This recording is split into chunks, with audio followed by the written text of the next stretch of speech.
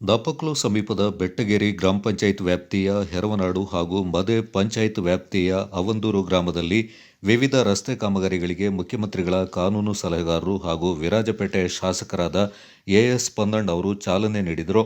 ಬಳಿಕ ಮಾತನಾಡಿದವರು, ಕ್ಷೇತ್ರದಾದ್ಯಂತ ರಸ್ತೆಗಳ ಅಭಿವೃದ್ಧಿಗೆ ಮನವಿಗಳ ಮಹಾಪೂರವೇ ಹರಿದು ಬರ್ತಾ ಇದ್ದು, ಚುನಾವಣೆ ಸಂದರ್ಭದಲ್ಲಿ ಗ್ರಾಮೀಣ ಭಾಗದಲ್ಲಿ ಅಭಿವೃದ್ಧಿ ಕೆಲಸ ಮಾಡ್ತೇನೆ ಅಂತ ಭರವಸೆ ನೀಡಿದ್ದು, ಅದನ್ನು ಈಡೇರಿಸಲು ಬದ್ಧನಾಗಿದ್ದೇನೆ ಎಂದರು.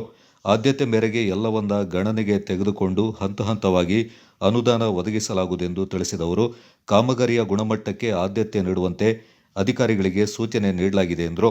ಬೆಟ್ಟಗೇರಿ ಕೇಟೋಳಿ ಕಾರಗುಂದ ರಸ್ತೆ, ಕಾಳೇರಮ್ಮನ ಕುಟುಂಬಸ್ಥರ ರಸ್ತೆ, ಕಡ್ಯದ ಕುಟುಂಬಸ್ಥರ ರಸ್ತೆ, ನಿಂಗಪ್ಪನ ಕುಟುಂಬದವರ ಮನೆಗೆ ತೆರಳುವ ರಸ್ತೆ ಕಾಮಗಾರಿಗಳಿಗೆ ಗುದ್ದಲಿ ಪೂಜೆ ನೆರವೇರಿಸಿದ ಅವರು, ಹೆರವನಾಡು ಮೇದರ ಸಮುದಾಯ ಭವನದಲ್ಲಿ ಸಾರ್ವಜನಿಕರ ಅಹವಾಲುಗಳನ್ನು ಸ್ವೀಕಾರ ಮಾಡಿದರು.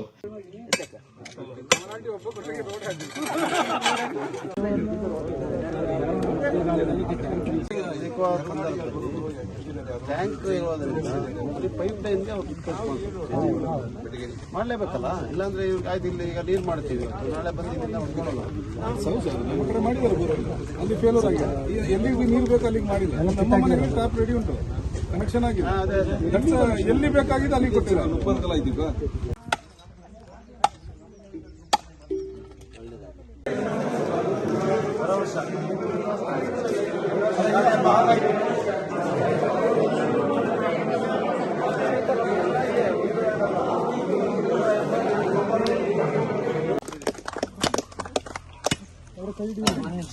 ಈ ಸಂದರ್ಭ ಕೊಡಗು ಜಿಲ್ಲಾ ಕಾಂಗ್ರೆಸ್ ವಕ್ತಾರರಾದ ತೆನ್ನೀರ ಮೈನಾ, ಬೆಟ್ಟಗೇರಿ ವಲಯ ಕಾಂಗ್ರೆಸ್ ಅಧ್ಯಕ್ಷರಾದ ಕೊಡಗನ ತೀರ್ಥಪ್ರಸಾದ್, ಬೆಟ್ಟಗೇರಿ ಗ್ರಾಮ ಪಂಚಾಯತ್ ಅಧ್ಯಕ್ಷೆ ಚಳಿಯಂಡ ಕಮಲಾ ಉತ್ತಯ್ಯ, ಸಾಮಾಜಿಕ ಜಾಲತಾಣದ ಅಧ್ಯಕ್ಷರಾದ ಹೊಸೂರು ಸೂರಜ್, ಡಿಸಿಸಿ ಸದಸ್ಯರಾದ ಕೇಟೋಳಿರ ಮೋಹನ್ ರಾಜ್, ಪಿಎಲ್ ಸುರೇಶ್ ಸಂಪಾಜೆ, ಕೊಡವ ಸಾಹಿತ್ಯ ಅಕಾಡೆಮಿ ಸದಸ್ಯರಾದ ನಾಪಂಡ ಗಣೇಶ್, ಪ್ರಮುಖರಾದ ಕಾಳೇರಮ್ಮನ ಕುಮಾರ್, ಬಾಳಾಡಿ ಪ್ರತಾಪ್ ಕುಮಾರ್, ಪೂಜಾರಿರ ಪ್ರದೀಪ್ ಕುಮಾರ್, ಪಟ್ಟಣ ದೀಪಕ್, ಮಜೀದ್ ಬೆಟ್ಟಗೇರಿ, ಶಾಹಿದ್ ಬೆಟ್ಟಗೇರಿ, ಕೋಡಿ ಮೋಟಯ್ಯ, ಅರಂಬೂರು ನಾಗೇಶ್, ಹನೀಫ್ ಸಂಪಾಜೆ ಸೇರಿದಂತೆ ಕೇಟೋಳಿ ಕಾಳೇರಮ್ಮನ ಕಡ್ಯದ ನಿಂಗಪ್ಪನ ಕುಟುಂಬಸ್ಥರು, ಮೇದರ ಕಾಲೋನಿಯ ನಿವಾಸಿಗಳು ಮತ್ತು ಗ್ರಾಮಸ್ಥರು ಪಾಲ್ಗೊಂಡಿದ್ದರು.